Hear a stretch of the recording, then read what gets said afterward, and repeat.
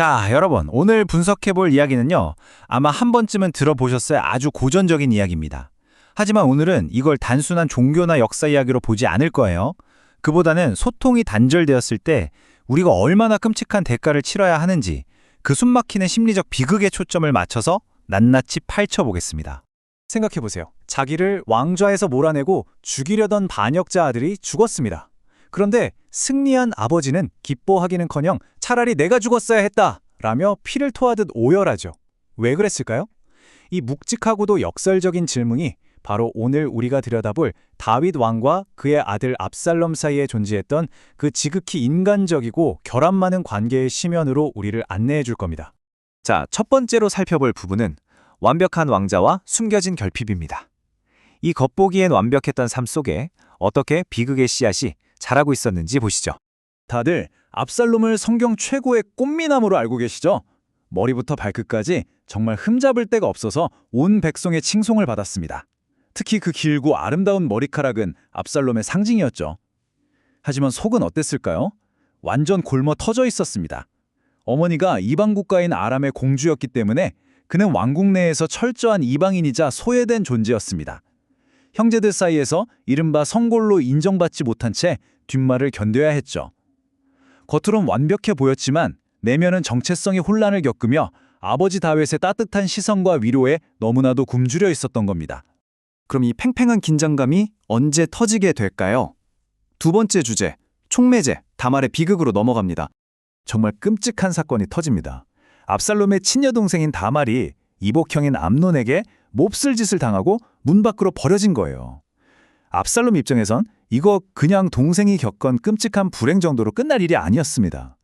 늘 소외받으며 서로만 의지했던 남매인데 자기들의 핏줄과 존재 자체가 주류 형제에게 철저히 유린당하고 짓밟힌 엄청나게 치욕적인 사건이었던 거죠. 이때 압살롬은 누구만 쳐다보고 있었을까요? 당연히 가족의 어른이자 최고 재판관인 아버지 다윗이죠. 아버지가 나서서 암논을 벌하고 억울함을 풀어주길 간절히 기다렸습니다. 그런데 다윗 어떻게 하죠? 놀랍게도 아무 조치도 취하지 않습니다. 그냥 철저하게 침묵해버려요. 아버지의 공정한 판결과 사랑만을 기다리던 아들에게 이 숨막히는 침묵은 말 그대로 영혼을 파괴하는 치명타였습니다. 여기서부터 상황은 걷잡을 수 없이 굴러갑니다. 세 번째, 침묵의 고조입니다. 아버지의 방관이 어떻게 아들의 갈망을 죽일 듯한 분노로 바꿔놓는지 들여다보죠. 사건 이후의 시간들이 얼마나 잔인하게 흘러가는지 한번 볼까요? 다말 사건 이후 압살롬이 피를 토하며 암논을 죽일 계획을 세우는데 2년, 외가로 도망쳐 숨어 지낸 게 3년, 그리고 우여곡절 끝에 예루살렘으로 돌아와서도 아버지가 단호하게 안 만나줘서 또 방치된 게 2년입니다. 무려 7년이에요. 7년이라는 물리적인 고립 속에서 이 부자 간의 심리적 거리는 정말 까마득한 우주처럼 멀어져 버린 겁니다. 결국 2년의 기다림 끝에 압살롬의 하인들이 암논의 심장에 칼을 꽂습니다. 그런데 여기서 심리학적으로 꼭 짚고 넘어가야 할 핵심이 있어요. 압살롬이 휘두른 복수의 칼날, 과연 암논만 겨누고 있었을까요? 아니요. 그 분노의 진짜 타겟은 끝까지 책임을 회피하고 입을 닫아버린 방관자, 바로 아버지 다윗을 향해 있었습니다. 본격적으로 충돌하기 전에 이 진짜 가슴 아픈 디테일 하나 짚고 가시죠. 나중에 압살롬이 눈에 넣어도 아프지 않을 아주 예쁜 딸을 얻게 되는데 그 딸의 이름을 뭐라고 지었는지 아시나요? 다말입니다. 자기가 끝내 지켜주지 못했던 그 친여동생의 이름이죠. 평생 가슴에 사무친 고통과 미안함을 어떻게든 달래보려던 압살롬만의 너무나도 처절한 위로 방식이었던 겁니다. 7년 묵은 분노와 절망이 결국 터집니다. 압살롬은 자기를 예루살렘으로 데려온 장군의 밭에 막 불을 지르면서까지 강제로 시선을 끌어요. 그러고는 이렇게 절규합니다. 아버지 얼굴 좀 보자. 나한테 죄가 남아있으면 차라리 나를 죽여라. 이건 반항이 아니라 차라리 죽는 게 나을 만큼 더 이상의 무관심은 견딜 수 없다는 벼랑 끝에 몰린 아들의 처절한 외침이었습니다. 네 번째 주제, 절정, 치명적인 복수로 넘어갑니다. 이 절박한 외침 끝에 드디어 두 사람이 마주하게 되는데 돌아온 건 다윗의 영혼 없는 형식적인 입맞춤이 전부였습니다. 이 빈 껍데기 같은 제스처가 압살롬의 마지막 이성의 끈을 끊어버립니다. 자, 진짜 기가 막힌 정치적 복수극이 벌어집니다. 압살롬이 백성들의 마음을 확 훔쳐서 쿠데타에 성공하거든요. 그리고 당대 최고의 모사꾼 아히도벨과 손을 잡아요. 아히도벨이 뭐라고 조언하는지 아십니까? 대낮에 왕궁 옥상에 텐트를 치고 아버지 다윗의 후궁들을 범하라고 합니다. 내가 이제 진짜 왕이라는 선포이자 아버지한테 줄 수 있는 가장 치욕스럽고 극악무도한 모욕이죠. 근데 여기서 진짜 소름 돋는 사실 하나 알려드릴까요? 이 아히도벨이 누구냐면 바로 과거 다윗이 끔찍한 죄를 저지르며 빼앗았던 여인 밧세바의 친할아버지입니다. 다윗의 과거 죄악이 돌고 돌아서 아들의 반란이라는 가장 치명적인 무기로 날아와 꽂힌 거죠.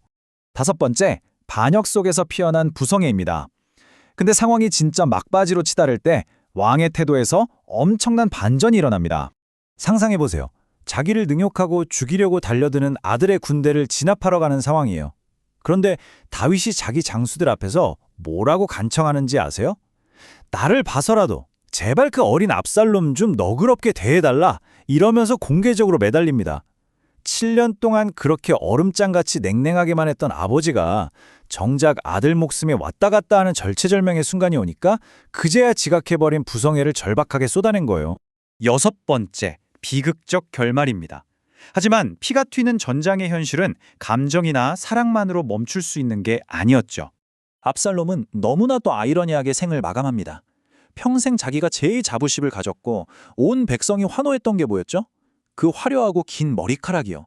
노새를 타고 도망치다가 바로 그 머리카락이 커다란 나뭇가지에 단단히 걸려서 공중에 대롱대롱 매달리게 된 겁니다. 자기 육체의 가장 큰 자랑거리가 문자 그대로 제 숨통을 끊어놓는 몰락의 올가미가 돼버린 거죠. 다윗 왕이 그렇게 간절히 제발 살려달라고 부탁했는데도 소용없었습니다. 다윗의 장수는 공중에 매달린 압살롬의 심장을 가차없이 찔러버려요. 피도 눈물도 없는 이 냉혹한 정치적 실용주의 앞에서 아버지의 그 뒤늦은 사랑 따위가 끼어들 탐한 1mm도 없었던 겁니다. 압살롬이 죽었다는 비보를 들은 다윗, 그 자리에서 완전히 무너져 내립니다. 성문 위 다락방으로 기어 올라가서 진짜 창자가 끊어질 듯이 오열해요. 내 아들아, 내 아들 압살롬아, 차라리 내가 죽을 것을, 이러면서 미친 듯이 울부짖습니다. 여러분, 지금 다윗이 쏟아내는 이 말들이 뭔지 아시죠? 압살롬이 살아숨 쉴 때 그토록 평생을 바쳐 단 한 번만이라도 듣고 싶어 했던 바로 그 말입니다. 이 비극의 가장 뼈아픈 포인트가 바로 여기에 있습니다. 아들이 살아있을 때 나 좀 봐달라고, 나를 아들로 인정해달라고 그렇게 갈구할 때는 철저히 외면했잖아요. 그런데 정작 아들이 죽어서 아무 소리도 들을 수 없게 되니까 그제야 아무도 없는 허공에 대고 내 아들을 부르며 피를 토합니다. 소통할 수 있을 때 침묵해버린 대가가 얼마나 파괴적이고 잔인한 결말을 낳았는지 보여주는 소름 돋는 비극 그 자체입니다. 오늘의 분석 어떠셨나요? 이 이야기를 마치면서 여러분에게 꼭 이 질문을 던지고 싶습니다. 우리 주변에 사랑하는 사람들 사이에 내려앉은 침묵, 혹시 그냥 방치하고 계시진 않나요? 나중에 모든 게 다 끝나버리고 나서 허공에 대고 외치는 따뜻한 말 한마디는 아무 소용이 없습니다. 다윗과 압살롬이 보여준 이 끔찍한 심리적 비극이 어쩌면 지금 우리의 인간관계에 던지는 아주 서늘한 경고장일지도 모르겠네요. 지금 여러분 곁의 침묵은 과연 안녕하신가요?